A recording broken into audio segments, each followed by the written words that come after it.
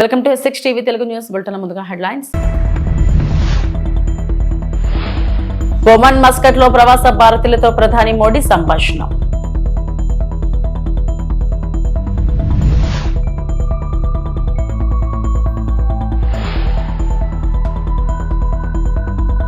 Business reformer of the year అవార్డుకు AP CM ఎంపిక.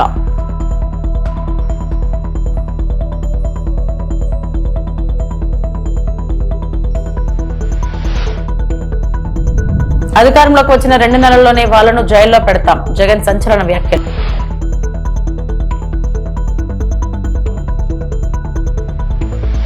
మైత్రి పరో కార్యక్రమం సందర్భంగా ఒమన్లోని మస్కట్ లో భారత ప్రవాసుల మరియు విద్యార్థులతో ప్రధానమంత్రి నరేంద్ర మోడీ సంభాషించారు. సభను ఉద్దేశించి ప్రసంగిస్తూ భారతదేశ ఆర్థిక వృద్ధి, గొప్ప సాంస్కృతిక వారసత్వం మరియు యువిక అంతరిక్ష కార్యక్రమం వంటి కార్యక్రమాల గురించి మాట్లాడారు. ये दुनिया भर में बसे प्रत्येक भारतीय के लिए गर्व का विषय है. दिवाली की यह वैश्विक पहचान हमारी उस रोशनी की मान्यता है जो आशा, सद्भाव और मानवता के संदेश को, उस प्रकाश को फैलाती है. साथियों, आज हम सब यहां भारत ओमान मैत्री पर्व भी मना रहे हैं.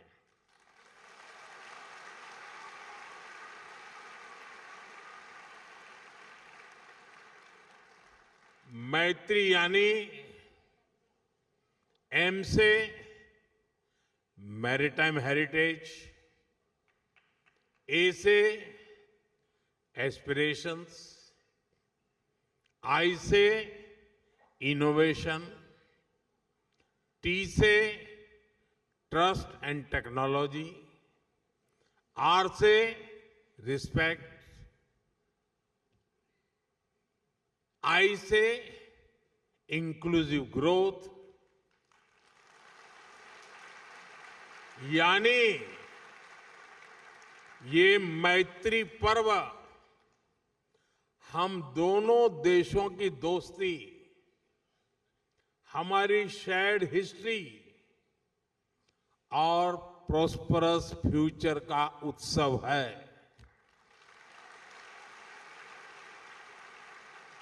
ఎవరి కర్తవ్యాన్ని వారు నిర్వర్తిస్తే మన దేశం మరింత ముందుకు వెళ్తుందని మాజీ ఉపరాష్ట్రపతి వెంకయ్యనాయుడు అన్నారు. ఇప్పటికే గణనీయమైన అభివృద్ధిని సాధించిందని చెప్పారు. కృష్ణా జిల్లా గుడివాడలోని ఏఎన్ఆర్ కళాశాల వజ్రోత్సవ వేడుకల్లో ఆయన మాట్లాడారు. కారణం ఐకమత్యం లేకపోవడం. కాబట్టి సమాజంలో, కళాశాలలో, విద్యార్థుల్లో, కుటుంబంలో అందరూ ఐకమత్యం ఉండాలి అనే విషయాన్ని మనం ఈ సందర్భంగా గమనించాల్సి ఉంది, దాన్ని పాటించాల్సి ఉంది. ఈరోజు ఈ కళాశాల యొక్క వజ్రోత్సవాలకు రావడం చాలా సంతోషంగా ఉంది. ఈ యొక్క గొప్ప సందర్భంగా మిమ్మల్ని అందరినీ కలుసుకోవడం కూడా చాలా ఆనందంగా ఉంది. ఈ రోజుల్లో ఇబ్బడి ముబ్బడిగా ఎక్కడ పట్టినా విద్యా సంస్థలు కనబడుతుంటాయి. మనకి పెద్ద పెద్ద అడ్వర్టైజ్మెంట్ కూడా కనబడుతుంటాయి. అడ్వర్టైజ్మెంట్ పెద్దదిగా ఉందంటే అర్థం కాలేజీ ఇచ్చినదని తెలుసుకోవాలి మనం ఎప్పుడైనా. ఆ రోజుల్లో విద్యా సంస్థ లేని లోటును గుర్తించి ప్రముఖులైన మహానుభావులందరూ పర్వతనేని వెంకటరత్నం గారు, కాజా వెంకటరామయ్య గారు, వేములపల్లి రామబ్రహ్మం గారు, ఉప్పలపాటి వీరభద్రరావు గారు, వడ్డే సోమనాథుడి గారు, లింగం వెంకటకృష్ణయ్య గారు, శ్రీ ఉపద్రష్ట పాపన శాస్త్రి గారు, వీళ్ళ పేర్లు మళ్ళా ఎందుకు చెప్తున్నానంటే నేను ఇందాక చెప్పిన సిద్ధాంతానికి విరుద్ధంగా ఇలాంటి వాళ్ళని గుర్తుంచుకోవాలి. వాళ్ళ మహానుభావుల కారణంగానే మనం ఇవాళ ఇంత పెద్ద కాలేజీ కట్టుకొని ఇంత బ్రహ్మాండంగా ఉత్సవాలు చేసుకుంటున్నాం. అలాంటి మహనీయులు మన పూర్వులు ఎవరైతే ఉన్నారో వాళ్ళు గుర్తుంచుకోవాలి. మన శ్రీనివాస్ గారు వీళ్ళందరూ వచ్చినప్పుడు చెప్పారు, సార్ కొత్త తరం మేము కళాశాల యాజమాన్యంలోకి వచ్చాం, ఏదో కొన్ని మంచి పనులు చేయాలనుకుంటున్నాం అని చెప్పారండి. మంచి పనులు తప్పనిసరిగా చేయాలి, కళాశాలను బాగా అభివృద్ధి చేయాలి. దాంతోపాటు దేశంలో వస్తున్న మార్పులేందో గమనించండి. కొద్ది రోజుల తర్వాత మన విద్యా విధానంలో మన చదువులు, మన పుస్తకాలు ఇవన్నీ అబ్సొల్యూట్ అయిపోతాయి. టోటల్గా ఏ వచ్చిన తర్వాత, ఆర్టిఫిషియల్ ఇంటెలిజెన్స్ వచ్చిన తర్వాత పెద్ద పెద్ద పుస్తకాలు చదివేటికి అవకాశం ఉండదు. సో దాన్ని ఎలా సమ్మిళితం చేయాలా మన విద్యతో, మన విద్యా విధానంతో, మన భారతీయ సంస్కృతితో. ఏ అంటే నాకు ఇష్టం లేదు, కానీ ఏ ఆగదు, ఆర్టిఫిషియల్ ఇంటెలిజెన్స్ ఆగదు. టెక్నాలజీ ఆ విధంగా ముందుకు వెళ్తుంది. ఇష్టం లేకపోయినా. మొదట్లో సోషల్ మీడియా లేదు. సోషల్ మీడియా వచ్చిన రాకముందు అందరూ ఒబరాట పడ్డారు. సోషల్ మీడియా వస్తే బాగుంటుందని వచ్చింది. ఏం చేస్తామని చెప్పండి. ఇప్పుడు సోషల్ మీడియా కాస్త యాంటీ సోషల్ మీడియాగా తయారైపోయింది. కేంద్ర ప్రభుత్వం లోక్సభలో ప్రవేశపెట్టిన వీబీజీ రామ్జీ బిల్లును వ్యతిరేకిస్తూ పార్లమెంట్ ప్రాంగణంలో ప్రతిపక్షాలు నిరసన తెలిపాయి. వెంటనే బిల్లును వెనక్కి తీసుకోవాలని డిమాండ్ చేశాయి. మహాత్మా గాంధీ జాతీయ గ్రామీణ ఉపాధి హామీ పథకం అని రాసి ఉన్న బ్యానర్తో గాంధీ విగ్రహం నుంచి ముఖరద్వారం వరకు విపక్ష ఎంపీలు ర్యాలీ నిర్వహించారు. ఈ నిరసనలో కాంగ్రెస్ అగ్ర నాయకురాలు సోనియా గాంధీ, రాజ్యసభలో విపక్ష నేత మల్లికార్జున ఖర్గే, ఎంపీలు కేసీ వేణుగోపాల్, కనిమొళి ఏ రాజా తదితరులు పాల్గొన్నారు. अधिकार वापस दो, वापस दो, वापस दो, मनरेगा वापस दो, वापस दो, वापस दो, गरीबों का अधिकार छीनना बंद करो, बंद करो, बंद करो, अरे मनरेगा वापस दो, वापस दो, वापस दो, सोनिया गांधी वापस दो, वापस दो, वापस दो, वापस दो, वापस दो, मनरेगा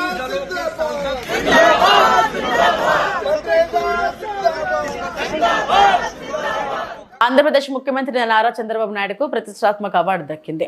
దేశంలోని ప్రముఖ ఆర్థిక దినపత్రిక ది ఎకనామిక్ టైమ్స్ ఈ ఏడాది ప్రతిష్టాత్మక business reformer of the year అవార్డును సీఎం చంద్రబాబుకు ప్రకటించింది.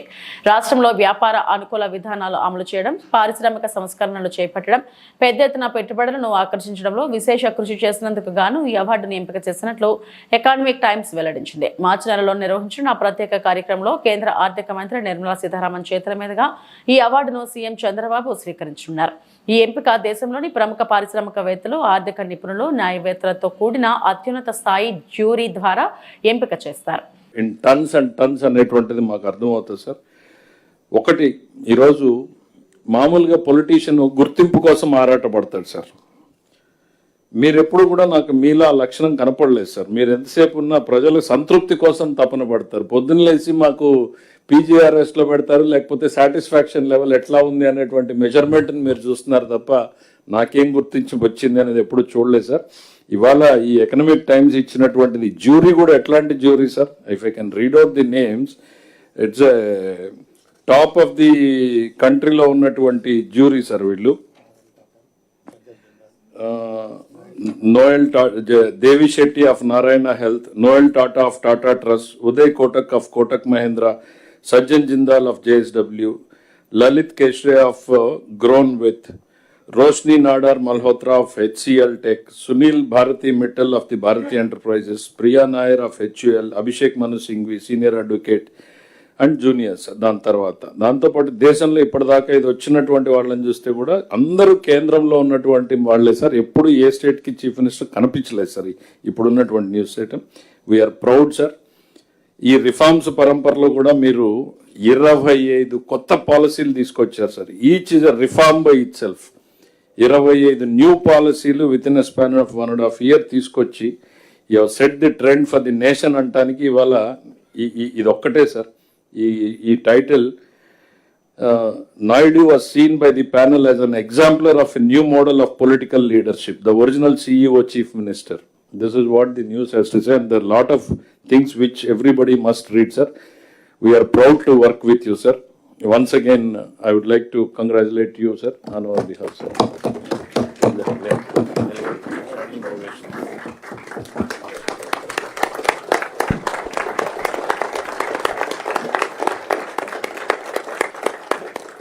వైఎస్ఆర్ కాంగ్రెస్ పార్టీ అధినేత మాజీ ముఖ్యమంత్రి వైఎస్ జగన్మోహన్ రెడ్డి సంచలన వ్యాఖ్యలు చేశారు. ప్రభుత్వ మెడికల్ కాలేజీలను ప్రైవేట్ పరం చేయడంపై తీవ్ర స్థాయిలో ధ్వజమెత్తారు. అధికారంలోకి వచ్చిన 2 నెలల్లోనే కాలేజీలను తీసుకున్న వారిని జైలుకు పంపుతామని సంచలన కామెంట్లు చేశారు. ప్రైవేట్కు ఇవ్వడమే పెద్ద స్కామ్ అయితే జీతాలు కూడా ప్రభుత్వమే ఇస్తామని చెప్పడం అంతకంటే పెద్ద మోసమని ఆయన ఆరోపించారు. పార్టీ ముఖ్య నేతల సమావేశంలో వైఎస్ జగన్ మాట్లాడారు. 1,04,00,000 సంతకాలు చేసిన ఈ డాక్యుమెంట్స్ అన్నీ కూడా భద్రంగా కోర్టు ద్వారాలు కూడా తడతాయి. కోర్టులో కూడా పిటిషన్ వేస్తాం. 1,04,00,000 సంతకాలు రెడీగా ఉన్నాయి.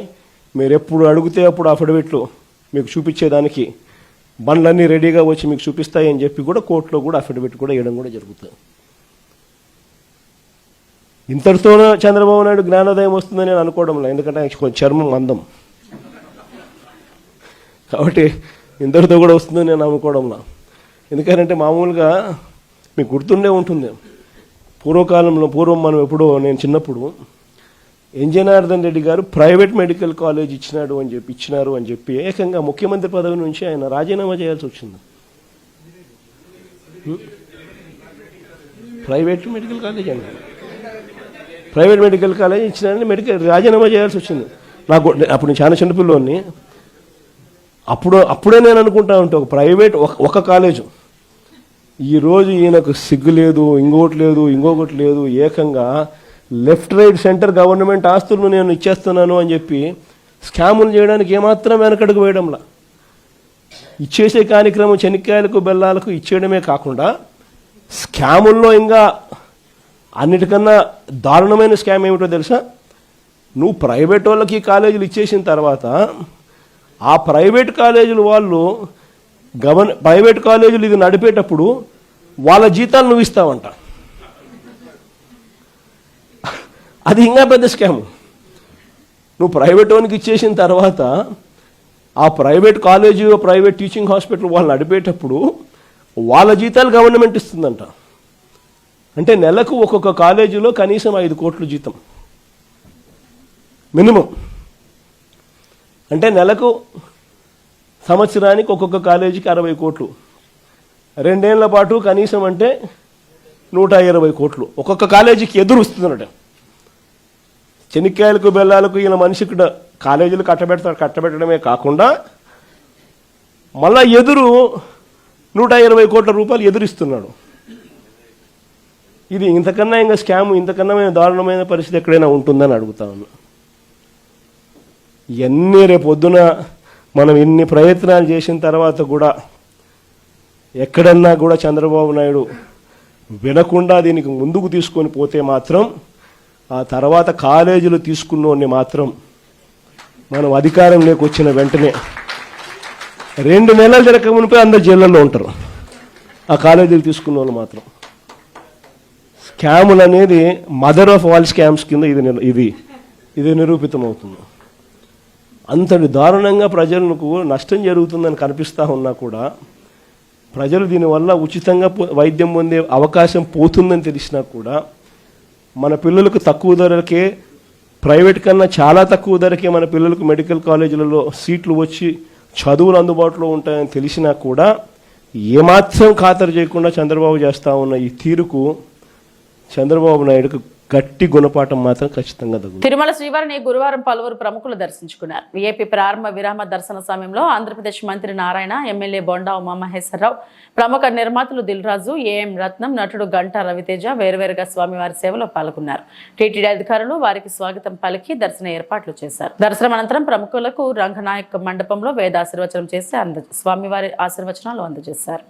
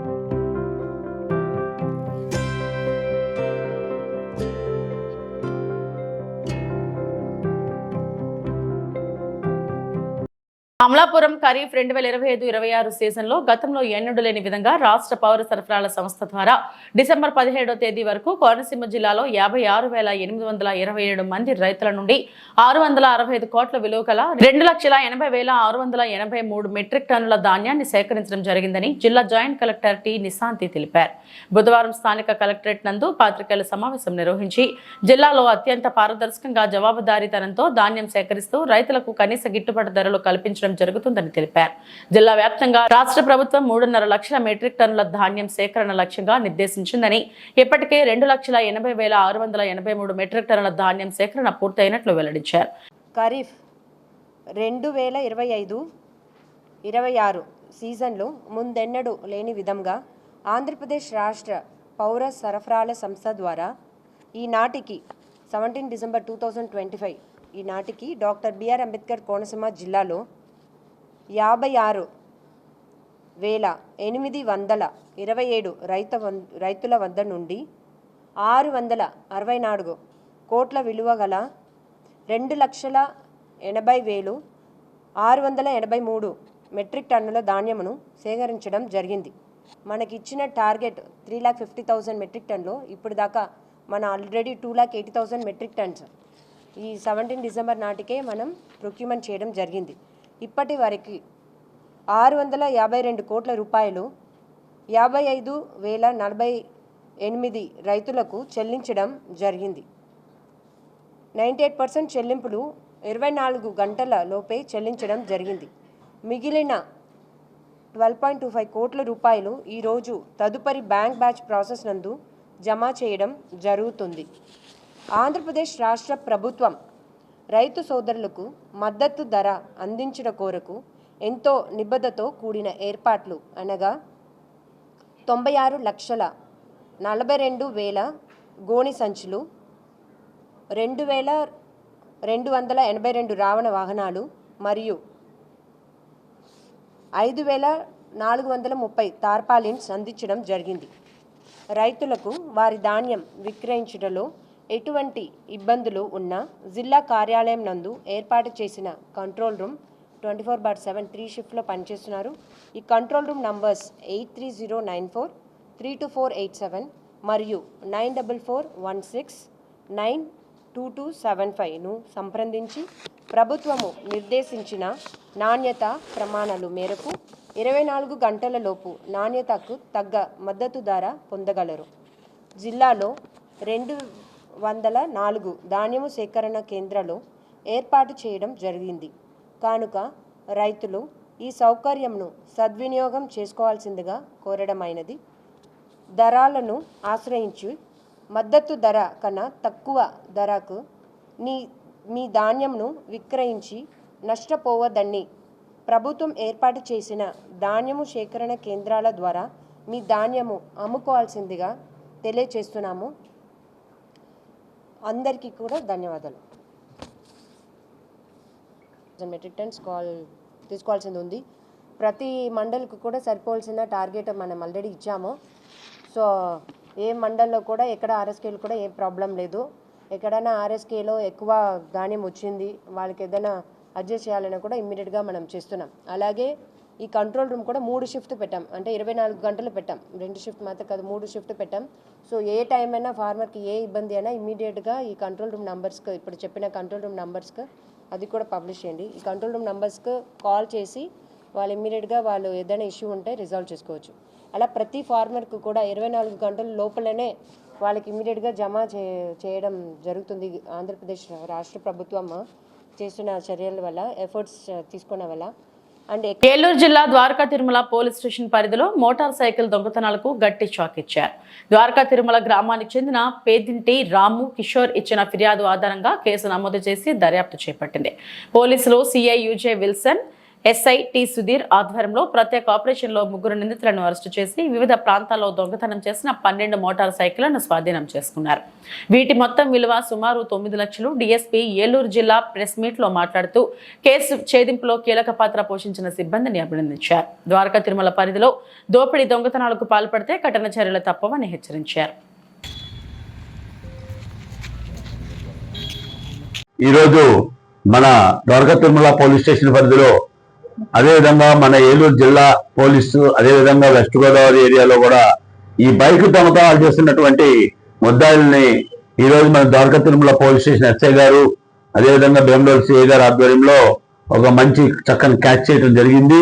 ఈ 3 ఎవరైతే మనకి ఈ ముద్దాయిలైనటువంటి ఆరాల్ ప్రవీణ్ కుమారు, అదేవిధంగా పోగోలు శివనాగు, అదేవిధంగా ద్రోణాద్రి సాయి వంశీ, వీళ్ళు ముగ్గురు కూడా ఒక ముఠాగా ఏర్పడి ముఖ్యంగా ఈ ద్వారకా తిరుమలలో మన ఫిర్యాదుదారుడైనటువంటి ఈ పెద్దింటి రామ్ కుమార్ గారు తన బైక్ ని పెట్టుకుని ఉన్నారు. ఆ బైక్ ని దొంగతనం చేయడంతో దర్యాప్తులో భాగంగా మన ద్వారకా తిరుమల ఎస్ఐ గారు వారి సిబ్బంది ఎంతో చాకచక్యంగా ఇతను పట్టుకోవడం జరిగింది. వాళ్ళని ఇంట్రాగేషన్ చేసే సమయంలో వాళ్ళు ఏం చెప్తున్నారంటే, ఇదే కాదు మేము సుమారుగా 12 బైకులు దొంగతనం చేశాం అని చెప్పడంతో అన్ని కూడా రికవర్ చేయడం జరిగింది.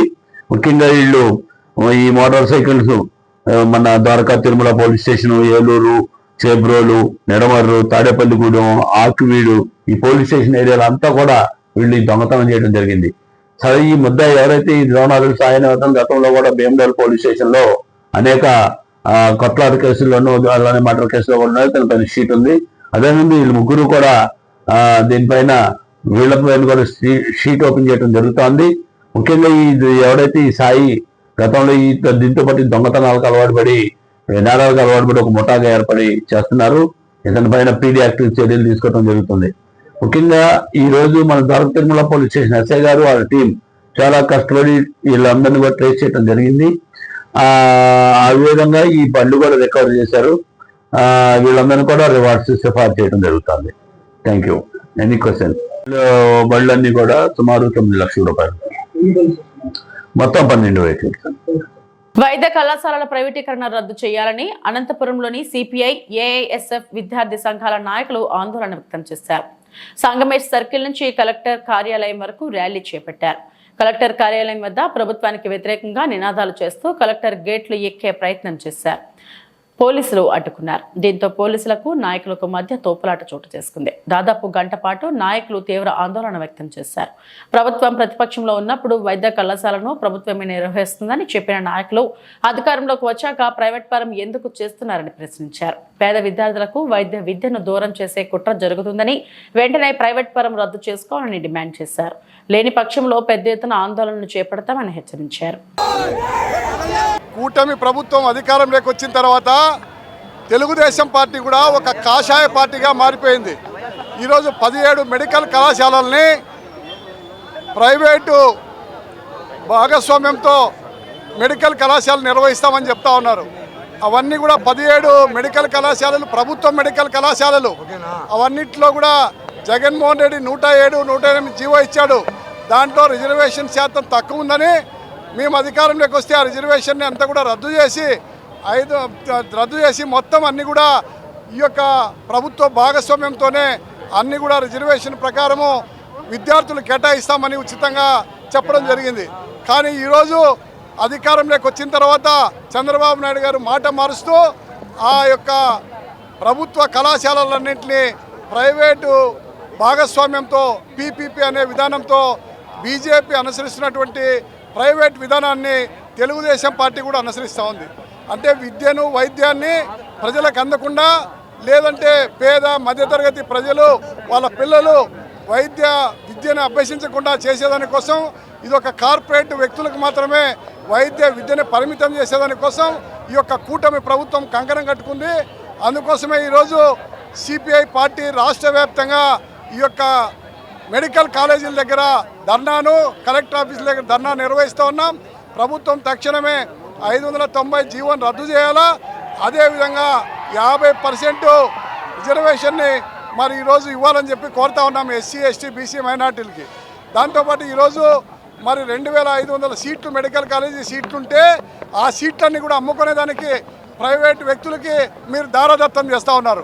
అంటే ఒక్కటి కూడా వెనకబడిన వర్గాలకి, దళితులకు, అదేవిధంగా మైనార్టీలకి ఆ సీట్లు దక్కకుండా వైద్య విద్యని దూరం చేస్తూ ఉన్నారు. కాబట్టి ఈరోజు ఉచితంగానే ప్రభుత్వము మరి ఈరోజు మెరిట్ పైన వచ్చినటువంటి వారందరికీ కూడా రిజర్వేషన్ ప్రకారం కూడా ఇవ్వాలా, మెరిట్ ప్రకారం కూడా ఇవ్వాలా. విశాఖపట్నంలో coastal security police, Visakhapatnam port authority ఆధ్వర్యంలో మత్స్యకార యువతలో క్రీడా స్ఫూర్తి, క్రమశిక్షణ, సామాజిక ఐక్యత పెంపొందించే లక్ష్యంతో భారీ క్రికెట్ టోర్నమెంట్ నిర్వహిస్తున్నారు. 3 రోజుల పాటు కైలాసగిరి ఏఆర్ గ్రౌండ్స్ లో ఈ fisherman community youth cricket tournament జరగనుంది. విశాఖ తీర ప్రాంతాల నుంచి వచ్చిన అనేక జట్లు ఈ పోటీల్లో పాల్గొని ఉత్సాహంగా పోటీ పడనున్నాయి.